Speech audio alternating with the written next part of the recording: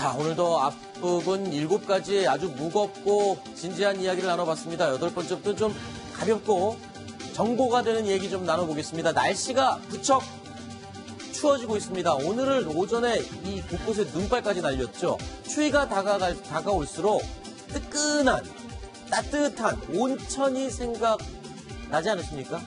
온천 중에서도요, 노천 온천 하면 뭐가 떠오르십니까? 일본이나 대만, 뭐 이런 해외에 있는 노천 온천이 떠오르실 텐데요. 그런데 괜히 비싼 돈 주고 외국 나가지 않으셔도 우리나라에도 전국에서 즐길 수 있는 노천 온천이 있다고 합니다. 해외 못지않은 노천 온천 지금부터 하나씩 소개해드리도록 하겠습니다. 이번 얘기부터는요, 더팩트 대중문화팀장 강희롱 팀장님이 또 함께하겠습니다. 어서 오십시오.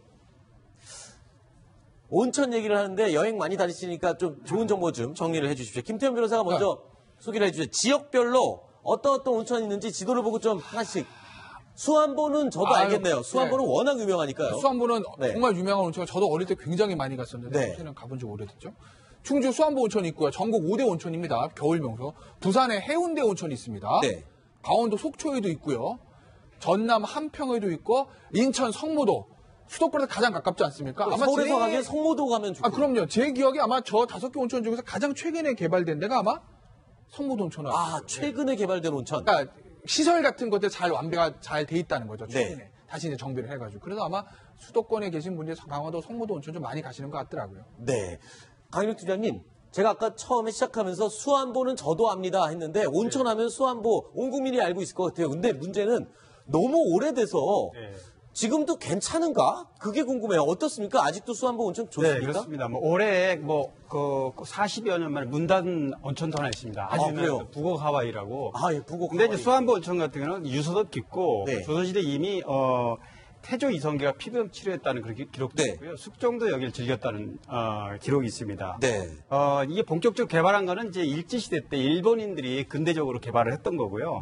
70년대는 실혼여행지로 또 80년대는 이제 가족 여행이라든가 수학여행으로 굉장히 꼽혔던 지금도 굉장히 많이 찾는 곳인데 여기 특징은 온도가 53도에 이르러서 굉장히 뜨겁잖아요. 그렇습니다. 식혀가지고 해죠. 근데 약 알칼리성이라 피부가 매끈해지는 그런 효과가 있다고 합니다. 그렇군요. 근데 저는 저기 5군데에는 들어있지 않지만 온천 하면 그래도 역시 온양온천이죠. 온양온천이. 우리나라의 온천의 역사가. 고향이 그쪽이시죠? 고향도.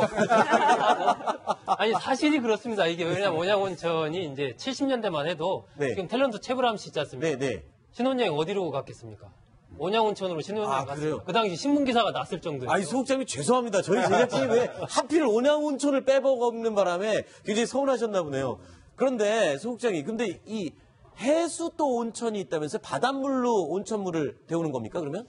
예, 부산에 이제 그 해운대 온천탕, 그리고 할매탕이라고 있습니다. 이 할매탕은 이제 할머니들이 특히 관절염이나 이런 거에 좋다고 해서 이름이 붙여진 그런 탕인데, 거기에 보면 한 지하 900m에서 이제 물을 퍼올려가지고 온천을. 바닷물을요?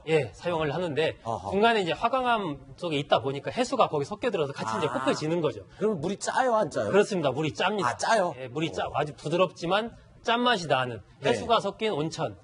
하시려면 이제 해운대 가셔야 되는 거죠. 해운대에 가면은 이 바닷물로 하는 해수 온천을 할 수 있다. 물이 짜니까 좀 조심해야 되겠네요. 그런데 이 먼 곳에 온천만 하러 갔다 오긴 좀 아쉽지 않습니까? 기왕 갔는데 온천 시원하게 하고 또 배도 채워야 되지 않습니까? 먼저 부산 먹거리, 부산에서 해수 온천 한 다음에 먹을 수 있는 대표 음식 저희 꼽아봤는데 이거 누가 소개해 주실래요? 박소연 차장이 해주실래요? 네, 이제 부산 먹거리 하면 제일 유명한 것 중에 하나가 바로 돼지의 국밥이죠. 그렇죠. 다들 부산에 갔으면 꼭 드셔보셨을 것 같아요. 저거는 반드시 먹으라고 해서 가면 저도 꼭 먹습니다만. 부산에서 참 대표적인 음식이라서 꼭 한 그릇씩 드시면 속도 이 추위에 든든히 풀 수 있고 아주 매콤하게 저렇게 다대기를 풀면 굉장히 맛을 매콤하게 즐길 수 있으니까 저렴하니까 드시면 좋을 것 같고요. 저기에는 저거 먹을 때는 이렇게 조그만 유리잔 하나가 또 있으면 아주 좋죠. 초록색 병에 든 거요. 그리고 부산하면 또 빼먹을 수 없는 게 이 두 번째. 지금 화면에 나오는 저 밀면이죠, 밀면. 네, 밀면 정말 이 서울에서는 좀처럼 보기 힘든 면인데 요즘에는 좀 생긴 파는 곳도 있더라고요. 이 밀면을 서울에도 파는 있어요, 데가. 밀면이? 네, 가끔씩 이렇게 보이더라고요. 아. 그런데 밀면하면 일단 부산 음식이죠. 이북 주민들이 남한으로 와서 만든 건데 밀면은 기계로 뽑는 면인데 밀가루로 뽑은 면이라서 굉장히 매끈매끈한데 먹으면 굉장히 잘 넘어갑니다. 저는 저렇게 양이 많지만 그 먹으면 또 금방 배도 꺼져서 간식 삼아 먹어도 괜찮더라고요. 네, 근데 이거 낙곱새는 또 뭡니까? 세 번째, 낙곱새. 부산 가면 먹어야 된다는데 난 이건 아직 못 먹어봤거든요. 네, 저도 아직 못 먹어봤습니다. 낙곱새. 이거 낙곱새 드신 분 계세요? 여기 부산에 가서? 강인홍 팀장님 드셔봤어요? 아니, 예. 저도 못 먹어봤어요. 저 부산 굉장히 많이 갔고, 전 부산에서 산 적도 있거든요. 네. 근데 낙곱새는 못 먹어봤는데 아마 저 이제 낙지, 곱창, 새우. 아무래도 거기는 해산물이 많이 나잖아요. 그렇죠. 그러니까 곱창 볶음에다가 낙지 한 재 새우를 넣어가지고 술안주로 먹는다는 건데. 네. 저는 근데 사실 부산 가면요. 저거 말고 꼭 먹는 거 있어요. 네. 저는 언양 불고기 먹어요. 네. 그러면 속초에도 온천이 또 끝나고 나서 한번 들려와야죠. 속초의 먹거리 마지막으로 한번 이거를 정리해보고 넘어가겠습니다. 이 속초 가면요, 뭐 대단한 게 먹을 거 있는 것 같지는 않습니다만 정말 꼭 먹고 와야 되는 게 아바이 순대하고 닭강정이라면서요. 네, 그렇습니다. 아무래도 이쪽 강원도 쪽이다 보니까 순대가 워낙 유명합니다. 지금 네. 보시는 것처럼 이 엄청 크죠. 크기도 엄청 크고. 아니 저건 순대가 아니고 전 아닌가요? 순대를 전으로 붙이는 예, 전으로 거군요. 붙인 거예요. 그래서 저렇게 시장에 가면 네. 저렇게 즉석에서 따끈따끈한 순대를 이렇게 너무 전에 맛있겠네요. 붙여서 다른 지역에서 먹기 힘든 음식을 먹을 수 있고요. 네. 그리고 속초 하면 뭐니 해도 닭강정이죠. 이 양념한 닭강정. 이 서울에서 파는 닭강정과 다르게 뼈가 있는데 네. 그만큼 뼈가 붙어 있을 만큼 굉장히 살도 실하고 맛도 아주 매콤하니 맛있다고 합니다. 자, 이번 순서는 여기서 빨리 끝내야 될 것 같습니다. 지금 배가 고파서요. 더 화면을 보고 있으면 못 참겠습니다. 다음 순위로 넘어가겠습니다. 9번째 이야기입니다.